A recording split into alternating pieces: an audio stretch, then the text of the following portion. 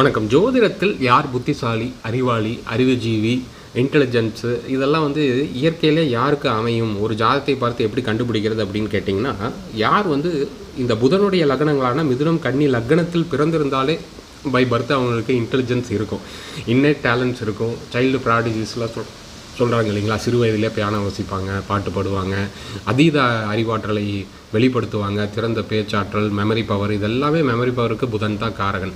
அப்போ புதன் லக்னத்தில் பிறந்தாலே அவங்களுக்கு இயற்கையாக அறிவாற்றலுக்கும் அதே மாதிரி கொஞ்சம் பிடிவாத குணமும் இருக்கும். எங்கே அறிவு இருக்கிறதோ அங்கே கொஞ்சம் அப்போசிங் டெண்டன்சி இருக்கும்.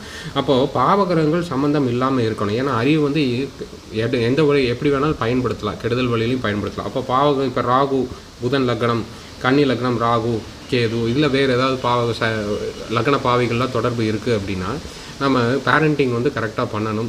அவர்களை அதட்டி மிரட்டக்கூடாது, இண்டிபெண்ட்டாக விட்டுறணும். நல்ல ஒழுக்கத்தை சொல்லி தந்தாலே போதும். எந்த சூழ்நிலையில் வளர்கிறார்களோ அதுபடி அவர்கள் நல்ல பிரெயின் கண்டிஷன் ஆகி வருவாங்க. அதே மாதிரி வேறு லக்னத்தில் பிறந்திருந்தாலும் குரு புதன் லக்னத்திலேயே இருந்தாலுமே இயற்கையிலே அறிவு இருக்குங்க. குரு புதன் லக்னத்தில் திக்பலம் வாங்கும்.